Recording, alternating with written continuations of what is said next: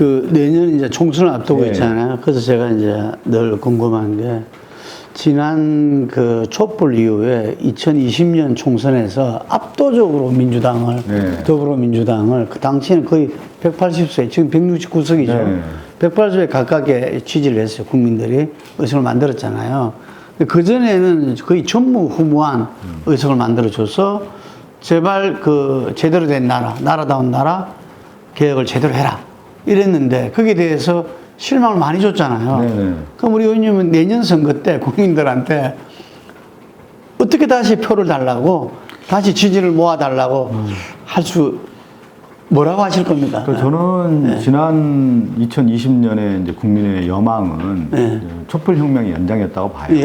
그것이 이제 대한민국이 나라다운 나라를 만들어야 되는 거고, 그렇게 하기 위해서는 이제 행정 권력도 주고 의회 권력도 줬는데 가장 저는 지난 역대 우리나라 대통령 선거에서 미래 투표, 그러니까 얘기하면 이제 전망적 투표가 항상 우세했는데 누가 더 나라를 잘 이끌어가. 그렇지만 지난 2022년 대선은 회고적 투표라고 할 수 있죠. 부동산 심판론이 매우 강했다고 봅니다. 그것이 재산세, 종합부동산세. 서울에서는 세죠. 그게 이제 가장 결정적인 패배의 요인이었다고 보고요.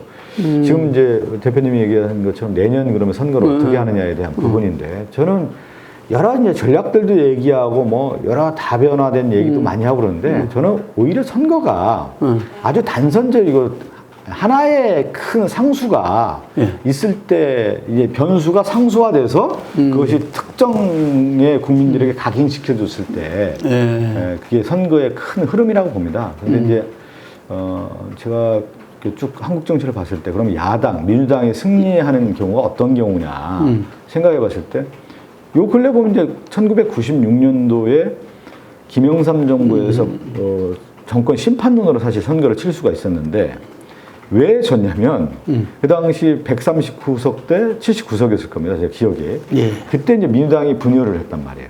꼬마 민주당이 들어서 79석밖에 안 됐고 민주당이. 그래서 수도권에서 표를 이 민주당에서 많이 가져갔단 말이에요. 그 표가 컸죠. 그렇죠. 그 얘기가 말씀드리는 게 분열이라고 하는 부분이 있었고, 또 하나는 야당이 총선에서 승리하는 부분은 강력한 리더십을 확보할 때, 이 리더십은 차기 대선 후보가 있느냐, 이게 이제 필요 충분 조건인 것 같습니다. 저는 첫 번째는 강한 대선 후보가 있느냐에 대한 부분, 강한 리더십을 발휘할 수 있느냐가 제일 조건이고, 그 다음에 분열이 되지 않았을 경우, 이 두 가지가 이루어진다고 하면은 야당 입장에서는 승리할 수 있다고 보는데, 그러고 나서 야당인 경우가 또 2008년은 당연히 뭐 야당이었으니까 패배했던 거고요.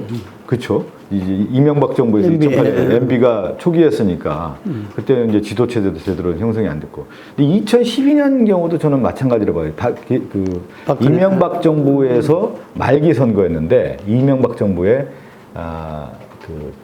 2012년이면 마지막 해였습니다. 2012년이. 근데 이제 여당에서는 박근혜라고 하는 이제 그 당시 선거의 여왕이 있었고, 우리 당은 이제 한명숙 총리가 당시 그 대표가 지도체제가 완벽하지 않았어요.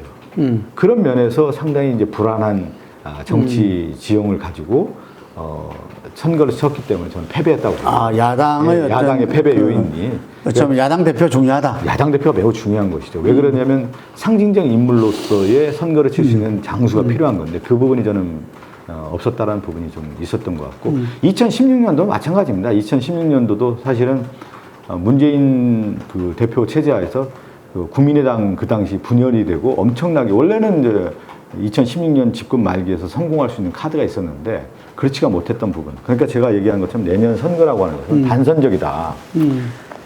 우리가 볼 때 구도적인 측면에서는 윤석열 정권에 대한 중간 평가로서의 심판론이라고 하는 구도가 형성이 된다고 하면, 그 전제하에서 야당의 대표가 지도시 체제를 확립하고 분열되지 않았을 경우에 저는 총선 승리할 수 있다. 이렇게 저 나름대로는 규정하고 있습니다. 야당 대표 국민의 신망과 지도력을 가지고 있을 때 그게 거의 뭐 이 충분 조건처럼 이야기를 하시는데, 과연 이재명 대표가 그게 가능할까요? 여러 가지 이제 막 분석적이고 하고 뭐 리스크도 분석하고 뭐 사람들이 막 얘기를 하는데, 한편으로 봤을 때 제가 그러면 이재명 당대표를 당에서 77.77%로 당대표를 뽑아준 이유는 뭐냐면 결국은 윤석열 정권의 가장 윤석열 대통령에 대한 대항마로서 야당을 이끌 수 있는 후보다라고 이제 당심이 선택한 거 아니겠습니까? 그랬을 경우에 저는 그거 자체부터 이미 이제 리더십을 어느 정도 확보했다. 그리고 근데 또 그거는 하나는 내년 시점에서 봐야죠. 내년 시점에 이제 볼 필요가 있는데요. 네. 그렇지만 이제 지금 만약에 네. 이제 우리가 리스크라고 하는 부분을 가지고 검찰 리스크를 하는 걸 가지고 이재명 대표와 민주당을 분열하고 옥죄는 부분이 있는데 근데 여기까지 왔다라는 거 보면은 기존의 리더십을 잘 뿌리를 내리고 있다라고 한편으로 또 해석할 수가 있는 것이죠. 왜 그러냐면 한국 정당사에 봤을 때 대선 패배한 정당의 분열 양상이라고 하는 것은 이루 말할 수가 없습니다. 우리가 정당사를 봤을 때 그래도 이재명 당대표가 뿌리를 내리고 왔기 때문에 저는 그러한 면에서는 그리고 또 하나는 차기 유력한 아직도 대선 후보 아니겠습니까? 그런 네. 면에서 봤을 때는 민심을 다잡고 엮을 수 있고 힘을 모을 수 있는 카드로서는 유효하다 이렇게 보는 거죠. 그래서 저도 뭐 이재명 대표 안 지는 뭐 십몇 년 되지만 본인의 여러 가지 사법 리스크 때문에 포트라인에, 검찰 포트라인에 계속 설 수밖에 없고 또 계속 재판할 수밖에 없어요. 이게 9월 달에 영장을 친다, 뭐 회기 중에 쳐가지고 야권을 투표해서 곤란하게 만든다, 뭐 여러 가지 이야기들이 나오고 있거든요. 그럼 여기서 민주당도 뭔가 대비가 있어야 될 거잖아요. 체포영장 발부한다라고 하거나 또 당장 또 대북 송금 관련해서 수원지검에서 다시 조사한다든가 그래서 아마 몇 차례 지금 하고 있지 않습니까? 이런 걸 통해서 이재명 당대표의 리더십을 흔들고자 하는 것이 드러나는 거죠. 자, 그래서 저는 역으로 얘기해 보면 이것을 결집하고 돌파한다고 하면 결국은 내년 총선에 상당히 저희가 희망이 있지 않겠냐 이렇게 보는 겁니다. 이 비명계에서는 뭐 이렇게 어쨌든 전당대회도 나오고 이야기도 나오고 여러 가지도 나오고 일각에서는 당이 좀 이렇게 뭔가 새로운 뭔가 필요하지 않느냐. 창조적 파괴, 뭐 혁신이라고 하는 부분을 가지고 얘기한다고 보면 뭐 어마어마한 것 같기도 한데 저는 제가 말씀드린 것처럼 지금까지 그러면 국민들이 바라볼 때 민주당에 대한 시각을 볼 때 그러면 단일 대우로서 지금 검찰의 무리한 정권 수사라든가 아니면 윤석열 정권의 이 무도함에 대해서 제대로 싸웠느냐 이 부분 아니겠어요? 그러면 내부 분열에 대한 부분에 대한 그 경각심이라고 할까? 이 얘기는 별로 없었다니까. 그러니까 지금 국민들이 바라볼 때 누가 됐든 이 윤석열 정권과 잘 싸워라라는 거 아닙니까? 다 하나로 돼서. 그래서 민주당의 지금 비판적인 목소리 중에 하나는 뭐냐면 왜 안 싸우고 내부의 사람들에 대해서 이렇게 분열하느냐라고 하는 목소리도 분명히 있는 거란 말이죠.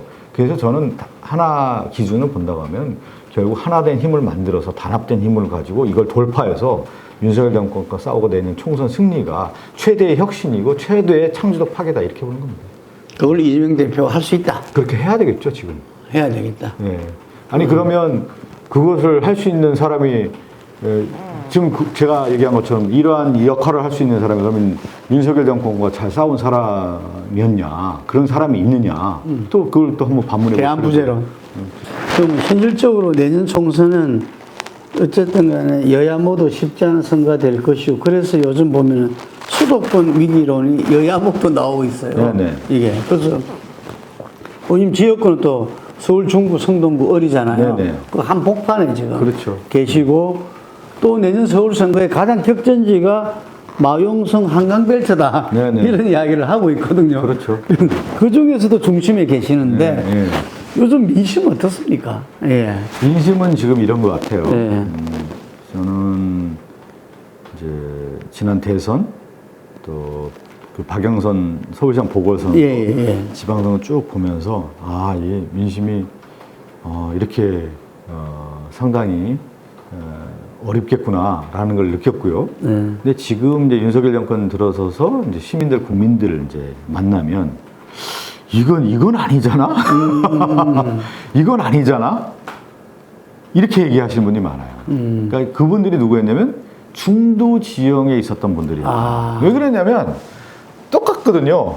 표현하는 거 보면 막 이쪽이나 저쪽이나 다 정해진 표현들이 있지 않습니까? 네. 근데 중도 지형에 있는 분들이 그 저희들 할 때 야, 이 부동산 문제 지난 선거에서는 야, 이게 뭐냐 이게 도대체 이렇게 얘기를 한 반면에 지금 만나보면 윤석열 정권에서 아 이건 아닌데 이건 아니잖아 이렇게 얘기하는 분들이 상당히 많이 들었다. 이분들이 너무 심하게 가고 있다는 그렇죠. 거죠. 이건 아니잖아. 이건 아니잖아. 지금 얘기하는 그 국가 시스템도 영 아닌 것 같고 뭐 이게 제대로 봤을 때 이 국가가 이게 제대로 운영되는 거야? 그렇게 얘기하는 분들이 꽤 많아졌고요. 내년에 이분들이 얼만큼 이제 투표장에 나올 것이냐 보는 거죠.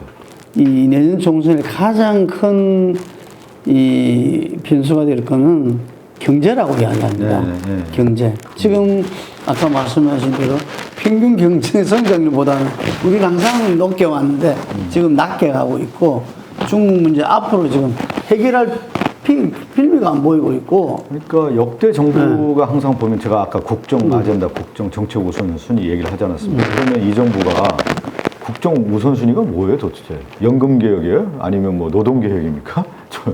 국가의 성장 동력을 무엇을 할 것인지에 대한 미래 청사진을 그려야 될 거 아니에요. 그러면서 인재 양성을 어떻게 하겠느냐 라는 부분들이 항상 나왔지 않습니까?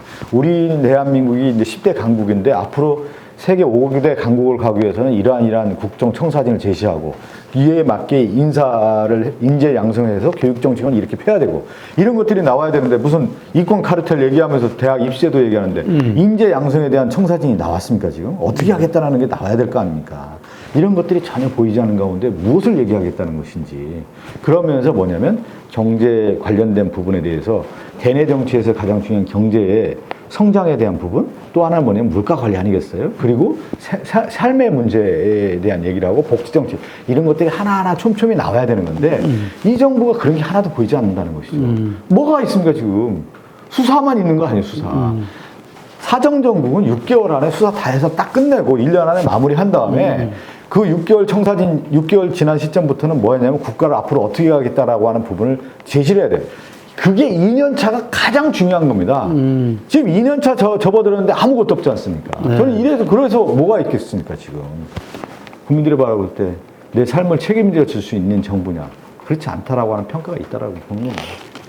그래서 지금 현재 이 지난 2020년 선거 치르실 때 네네. 분위기하고 봤을 때 어떻습니까? 서울에서 저는 아직까지 예. 양쪽 진영은 결집돼 있다고 봅니다. 뭐 보수면 보수, 진보면 이제 중도층 향배인데. 네, 중도층의 향배고요. 그 중도층의 향배가 지금 얘기한 것처럼 제일 변수는 경제적인 측면이겠죠. 경제적인 측면이고 또 하나는 이제 그 국가가 정말 제대로 우리를 위해서 책임져 줄 수 있느냐에 대한 부분에 대한 평가가 내년 선거라고 봅니다. 중도층이 바라보는. 이게 정쟁하고 상관없네요. 그럼. 명철하게 바라보고 있네. 그러니까 제가 얘기한 경제 성장이 굉장히 큰 바로미터가 될 겁니다. 우리나라가 지금 제가 처음에 얘기했잖아요. 냉전 시대, 탈냉전 시대 이후에 세계 경제 성장률에 비해서 낮았던 적이 거의 없어요. 지금 일본보다도 낮지 않습니까, 지금. 그래서 1.2까지 얘기를 하는데 1%가 올해 깨질 거라고 좀 보는 분들도 꽤 있습니다. 경제 성장률이. 아마 정부에서 어거지로 맞출 수도 있겠죠. 1%는.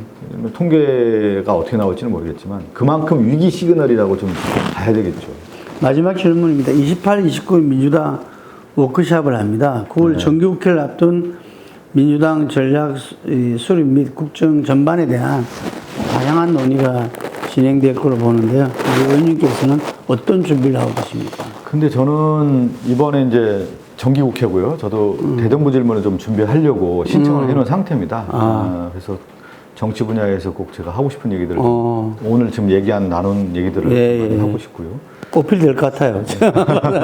그다음에 국정감사에서 이번 마지막 제가 하는 부분이 이 국정감사 중요할 것 같아요. 근데 저는 약간 걱정되는 부분이 정부 여당이 지금 봤을 때 국민의힘이 정치의 가장 기본이라고 하는 조화 그리고 입법부 아닙니까? 그러면 행정부에 대한 견제 이 부분이 있어야 되는 건데 야당과의 조화가 없어지고 행정부에 대한 견제를 지금 하지 않으려고 하는 의도들이 좀 보여요. 지금 계속 그랬단 말이에요. 그럼 국정감사에서 가장 중요한 지금 여러 이슈들이 있지 않습니까? 그걸 좀 해야 될 텐데 증인 채택이라든가 지금 이동관 후보자 같은 경우도 그 자료를 거의 안 내놓지 않았습니까? 왜? 이런 경우가 어디 있습니까 지금? 오히려 여당이 더 질책해서 자료 내놓으라고 하고 다 그렇게 해야 되는 건데 그렇지 않은 것들을 봤을 때 걱정되는 게 혹시 국정감사가 그냥 알맹이 없게 자기들은 무력화시키려고 하는 예, 그런 예. 쪽으로 가지 않을까 해서 걱정이 상당히 됩니다. 그러면 어떻게 할 수가 있죠? 제가 아까 얘기한 것처럼 지금 원래의 정치라고 하는 것은 의회 정치고 이러한 것을 행정부가 견제하는데 그렇지 않다 보면 네. 자연스럽게 장애로 갈 가능성이 너무 장애. 커지고 있다는 것이 제일 걱정인 거죠. 아. 제가 얘기하잖아요. 국가 시스템 안에서 해결을 해야 되는데 그걸 다 지금 무력화시키고 있기 때문에 그러면 그 예전에 우리 야당이 할 수 있는 게 대국민 홍보라는 게 뭐니까 장애 홍보를 야당은 장애가 조심스럽죠. 지금 그렇게 가서는 안 된다고 보는 거예요, 저도. 안 되는데 지금 그렇게 가고 있는 추세 아닙니까? 후쿠시마 핵 오염수 관련된 부분도 지금 이 정부 여당이 지금 감추고 있고 오히려 일본 언론을 통해서 다 얘기가 나온 거 아닙니까? 그러니까. 예. 지금 그렇게 되는 거 아니겠습니까? 예. 어쨌든 그 정부 여당이 국회로 돌아와 주기를 그렇죠. 의 네. 민주주의 본령을 제대로 지켜주기를 예. 바라는 게 이제 우선이겠네요, 이게. 네네. 근데 그게 불안하시다. 네네. 예. 자, 우리 마지막으로 순서가 민주당을 위한 국민들한테 희망 메시지 부탁드리겠습니다. 정치는 이제 미래를 향한 정치가 되는데요. 요즘에 많은 국민들께서 너무 이제 과거 지향적이고 좀 퇴행적이라는 질타들을 많이 받고 있습니다. 저는 정치를 할 때 가장 중요한 것은 국민들과 함께 우리가 세상에 대한 꿈을 같이 공유하는 것이 가장 큰 역할이라고 생각되는데 그러한 역할에 조금이나마 좀 보탬이 될 수 있도록 늘 노력하는 자세로 최선을 다하는 모습으로 정치에 임하겠습니다. 감사합니다.